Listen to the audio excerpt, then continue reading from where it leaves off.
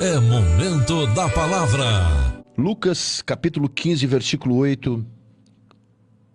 Escrito está: ou qual a mulher que, tendo 10 dracmas, se perder uma dracma, não acende a candeia, varre a casa e busca com diligência até achar. Achando-a, convoca as amigas e vizinhas, dizendo: alegrai-vos comigo, porque já achei a dracma perdida. A dracma era um valor monetário da Grécia, o que significa dizer que, ao perder uma moeda, a mulher estava perdendo um valor. As maiores perdas são aquelas que acontecem dentro de casa ou da igreja. O verdadeiro sucesso tem que começar de dentro para fora, de cima para baixo, do altar para a igreja e da igreja para o mundo. Olhando para esta mulher, eu descubro dentro deste ensinamento de Jesus que, primeiro, a mulher descobriu que tinha perdido algo. Em algum momento da sua vida, ela percebeu que ela tinha 10 dracmas, mas ao contar tinha apenas 9. Então ela descobriu que tinha perdido uma importância, um valor. Segundo, ela não aceita perder nada. E terceiro, ela toma atitudes para achar aquilo que tinha perdido. Quarto, a perda foi dentro da própria casa. Ela não perdeu a moeda na fila do banco. Ela não perdeu a dracma na casa da vizinha. Ela não perdeu a dracma no trabalho. Ela não perdeu a dracma na faculdade. Ela perdeu a dracma, que é um valor dentro da própria casa. Quando eu leio isso, ouvintes, eu descubro que alguém pode dizer: para que se preocupar com a perda de uma dracma quando ela tinha 10, portanto, entende-se que ela ficou com 9. Não deveria se preocupar. Mas quero te dizer uma coisa, que o número 10 na Bíblia significa o tudo. O número 10 na Bíblia significa o cheio. O número 10 na Bíblia significa o completo. O número 10 representa a satisfação, o satisfatório. No entanto, o número 9 representa quase. Não é? É muito importante quando a gente estudava, né? Os estudantes aí, quando o filho, o adolescente, tirava 10, né? Hoje, com as redes sociais, eles postam, né? Com uma alegria muito grande que tirou a nota 10. Mas quando tira 1, 2, ninguém posta, né? Por que que quando tira 10...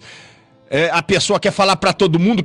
Porque é uma satisfação, é uma alegria, representa o completo, representa o tudo. No entanto, o 9 representa o quase. A pessoa vai ter um sentimento assim: se eu estudasse um pouquinho mais, se eu me esforçasse um pouquinho mais, eu tiraria 10. E isso no campo espiritual fala e fala muito. Nós precisamos entender que nós temos que viver o 10, o tudo, o completo, o satisfatório, porque o 9, que é o quase, não dá. Quase crente não serve, quase salvo não serve, quase fui pro céu não serve, quase não pequei não serve, quase que eu me santifiquei, quase que eu orei, quase que eu jejuei, quase que eu evitei de murmurar e falar do meu irmão, mas foi só quase. Então a palavra quase, o 9 representa o quase. Eu olho para esta mulher e eu descubro então que ela tomou 3 atitudes para encontrar a moeda que estava perdida. Primeiro, acendeu a candeia, né?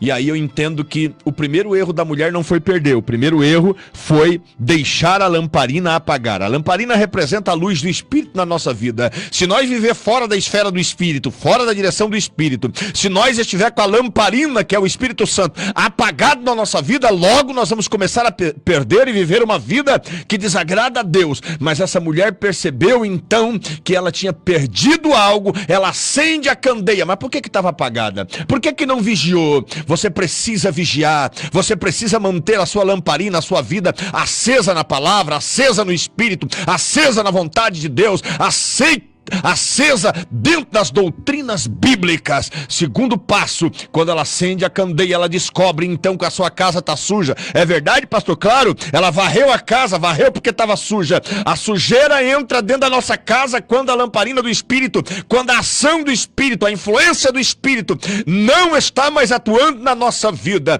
Quantas vezes o Espírito Santo está longe, nós não vivemos mais na esfera, na direção, no comando, aleluia, na influência do Espírito Santo, e a sujeira do pecado, do mundo, da hipocrisia, da falta de amor ao próximo começa a entrar, e quando essa sujeira entra, logo a gente começa a perder os valores. E a mensagem de hoje, ouvintes, é valores perdidos dentro da igreja.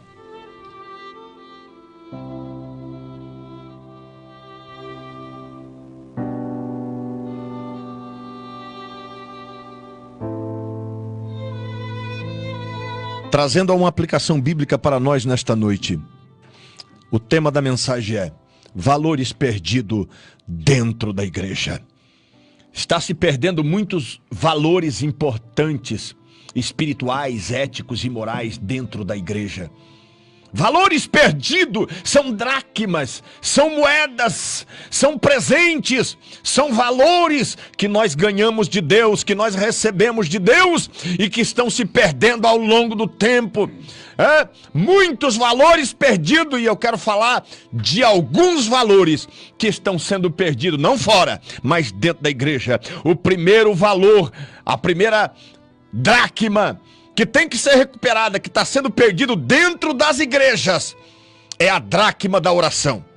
Atos capítulo 2 e versículo 42, e perseveravam na doutrina, glória, na comunhão, no partir do pão e nas orações. Está no plural aqui, capítulo 2 e 42, nas orações. A igreja primitiva, lá de Atos capítulo 2 e 42, eles perseveravam na doutrina. E a doutrina que eu digo aqui não é costume, viu? Não é costume, não confunda doutrina com costume. Porque costume é local, costume é regional, doutrina é universal. Quando se fala de doutrina, se fala de tudo que é objeto de ensino. É um conjunto sistemático de estudos da palavra de Deus. Doutrina é muito confundido com costumes. Agora, a doutrina é palavra. Doutrina é estudo sistemático, conjunto. É tudo que é objeto de ensino. Eu gosto demais porque se você for acompanhar a vida de Jesus, ele está sempre aplicando, sempre se vê e se lê no Evangelho, Mateus, Marcos, Lucas e João. E Jesus subiu ao monte e ensinou. E Jesus desceu do monte e ensinou. E Jesus entrou na sinagoga e ensinou. E Jesus entrou no templo e ensinou. Ensino, doutrina é ensino. É tudo, é doutrina do Espírito Santo, doutrina da salvação, doutrina da santificação, doutrina da regeneração, doutrina da Trindade. Glória! Doutrina da palavra de Deus. Eles perseveravam na doutrina, na comunhão, que é uma sintonia de pensamento e atitude para fazer algo em comum acordo, o partir do pão, que é a Santa Ceia, e nas orações. Este valor, que esta dracma tem se perdido dentro de algumas igrejas.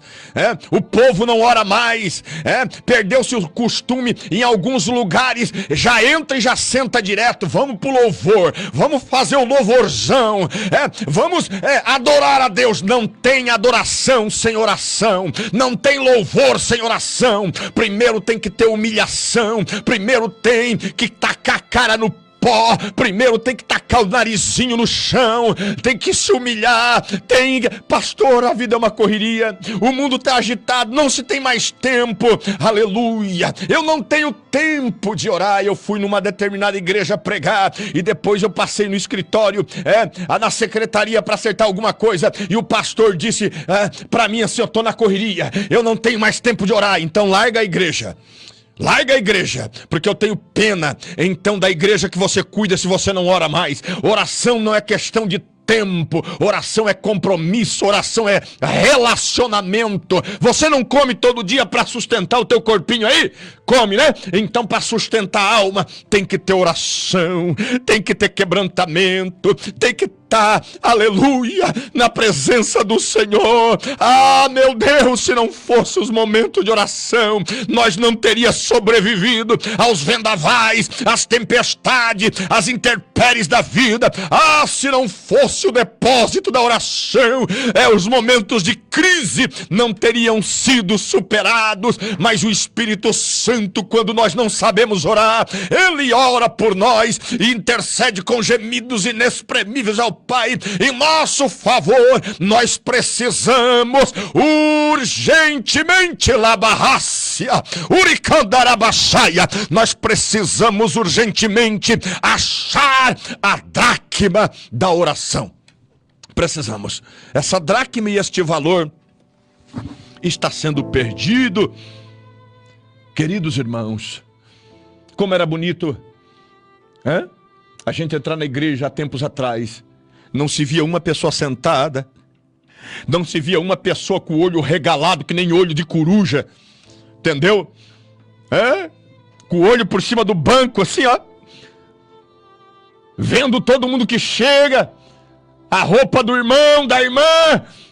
Não, dobra o joelho para isso, não dobra o joelho para falar com o papai, dobra o joelho para ter uma comunhão com Deus. Aleluia, oh glória, aleluia. Deus tem ido naquele lugar, na madrugada, naquele altar que tu tinha levantado com Deus, e Ele não tem te encontrado mais lá, porque o altar está quebrado. Você precisa restaurar o altar da oração que está quebrado, porque Deus tem visitado o teu momento de oração e não tem te encontrado lá, porque o lugar está vazio. É preciso voltar a conversar com Deus. Segunda dracma, segundo valor que tem se perdido dentro das igrejas, das famílias, dos lares. Essa dracma precisa ser achada, viu, ouvintes? Primeira dracma, primeiro valor perdido é a oração, e o segundo é o temor. Temor, o que é temor? Respeito correto a quem tem autoridade.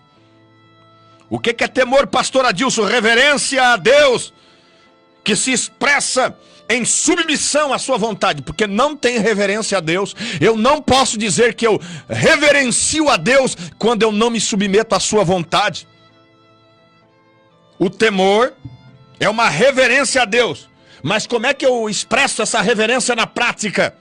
Me submetendo à vontade de Deus. Está faltando o temor. Provérbios 1:7. O temor é o princípio, o início da sabedoria. Eu vou mais além, porque Jó fala algo mais profundo do que Salomão em Provérbios. Porque Salomão em Provérbios fala que o temor é o começo da sabedoria, é o início da sabedoria. Mas Jó 28:28 diz que o temor do Senhor é sabedoria. É mais profundo. Porque um diz que é o início da sabedoria, é o princípio da sabedoria. Mas o Jó diz assim, não, temer a Deus não é apenas o início. Temer a Deus é ser sábio. O que é temer a Deus, pastor? É amar, servir e seguir ao Senhor Jesus. Hoje perdeu-se o temor às autoridades, perdeu-se o temor aos líderes e principalmente a Deus. Não se tem mais temor. Não se tem mais respeito ao sagrado. Não se tem mais respeito à voz de Deus. Eu digo porque eu prego há 32 anos. Pela misericórdia de Deus. E não prego nada ainda. Estou engatinhando. Mas o que se tem visto de falta de temor e respeito a Deus dentro das igrejas, principalmente na hora da palavra. Eu não entendo como é que as pessoas ficam inquietas.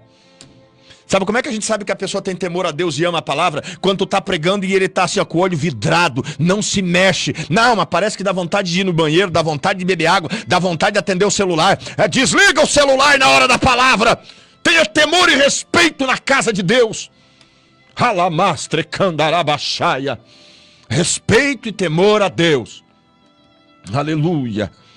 Terceira dracma e terceiro valor perdido na vida das pessoas que precisa ser recuperado. Dentro das igrejas, sinceridade. O que é sinceridade, pastor? Qualidade do que é sincero. O que é sincero, pastor? Que se exprime sem artifício. Que age, que se expressa sem artifício, sem artimanha, sem intenção de enganar, sem disfarce no seu procedimento, no seu comportamento. Hebreus 10:22, chegamos a Deus com um coração sincero.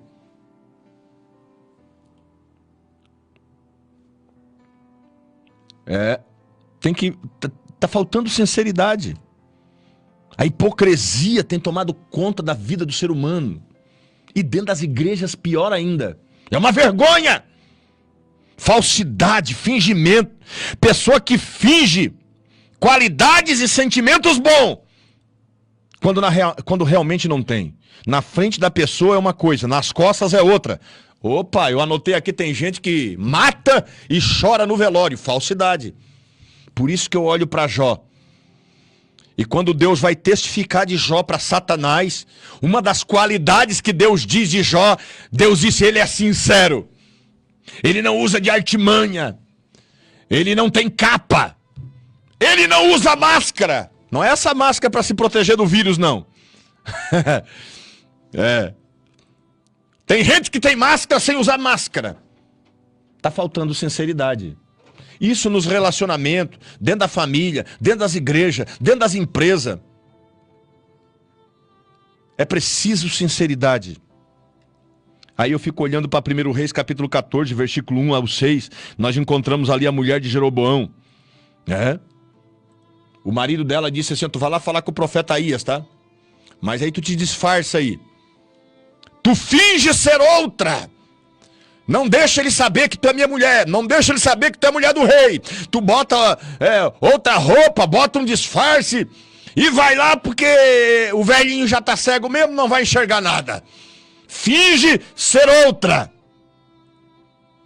Quando ela bota o pé, quase morreu do coração. Quando ela botou o pé na casa do Aías, o profeta estava cego fisicamente, mas estava com o olhar espiritual aberto, Deus já tinha revelado. E ele bradou e disse, entra, mulher de Jeroboão, por que tu te disfarça assim? O profeta Aías não podia ver com os olhos, carnais, porque estavam escurecidos por causa da velhice. Porém o Senhor disse a Aías, falou com Aías, revelou para ele, precisamos do dom de discernimento. Então hoje, dracmas perdidas, valores perdidos, oração, temor, sinceridade. E eu não tenho mais tempo aqui, E adoração verdadeira a Deus. João 4, 23 e 24. Havia uma guerra uma disputa entre samaritanos e judeus. Não, o lugar de adoração é Jerusalém, diziam os judeus. Samaritano não, é o Monte Gerizim. Jesus chegou e disse, os verdadeiros adoradores adorarão ao Pai, em espírito e em verdade. Não tem nada a ver com local, com espaço físico, com questões geográficas. A adoração é de dentro para fora. E Jesus disse, os verdadeiros adoradores, então revela que tem adorador que é falso. Porque Jesus disse os verdadeiros adoradores. Quer dizer que tem adorador que é falso. Adorarão o Senhor em espírito e em verdade. O povo vem para a igreja para pedir, para buscar, para receber. Mas o segredo de receber é oferecer. Que possamos achar nessa noite as dracmas e os valores perdidos dentro da casa, dentro da igreja, dentro de nós mesmos. Que possamos achar a dracma da oração. Voltamos ao altar da oração. Que possamos achar a dracma do temor. Que voltamos a temer ao Senhor em qualquer momento e em qualquer situação. Que possamos ser pessoas sem hipocrisia, sem capa, sem máscara. E venhamos ser verdadeiros adoradores para adorar o Senhor em espírito e em verdade. Amém, meus queridos? Guarde esta palavra. Deus e meu Pai, em nome de Jesus, quero te agradecer por esta programação. Senhor, pela palavra que tu me deu revelada, estende a tua mão sobre todos aqueles que participaram desta programação. Abençoa o irmão Jorge, a família do irmão Jorge, Senhor, dando vitória, dando milagre, dando resposta para as orações do teu servo. Estende a tua mão sobre os nossos irmãos de Araranguá, das cidades vizinhas, dos centros de recuperação. Oh, tem misericórdia do morador de rua, tem misericórdia do presidiário, tem misericórdia daqueles que estão enfrentando sérios problemas com o vício. Liberta das drogas, liberta da bebida e do álcool, ajuda esta pessoa, Senhor. Ah, meu Deus, salve as almas através do programa, salve as almas, Senhor, através do projeto Alimente uma Vida. Abençoa o teu povo, abençoa os ouvintes. Oh, eu quero receber ligação de colaborador, Senhor, ajuda, porque amanhã nós temos que fazer uma compra e tu pode operar o milagre, e eu creio no poder do nome de Jesus. Amém e amém. Muito obrigado pela sua audiência qualificada. Quinta-feira que vem, já no mês de abril, se Jesus não voltar, a equipe do Projeto Alimente uma Vida volta.